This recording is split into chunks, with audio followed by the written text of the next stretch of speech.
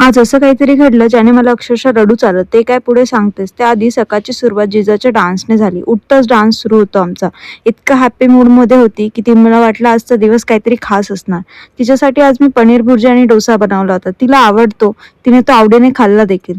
दुपारी अचानक ठरलं आज जिजाचं टकलू करायचं. सर्वजण खूप दिवसापासून बोलत होते, बट मी रोज टाळत होती. आज काही बहाणा नव्हता माझ्याकडे. जिजापेक्षा जास्त तर मलाच वाईट वाटत होतं. मला तर अक्षरशः रडू आल्यासारखं वाटलं. ही फिलिंग फक्त एक टॉडलर मॉमच समजू शकते. माझी जिजा मला पूर्ण बदलल्यासारखी वाटत होती. आज जेवण बनवणाऱ्या ताईंनी सुट्टी घेतली होती. त्यामुळे नवऱ्यासाठी ऑमलेट बनवलं, जिजाला जेवण बनवलं, तिला जेवण भरवलं आणि झोपवलं. जिजा झोपल्यानंतर मी घराची साफसफाई केली आणि दिवस संपताच एक विचार आला. आई झाल्यानंतर किती आयुष्य बदललं आहे ना.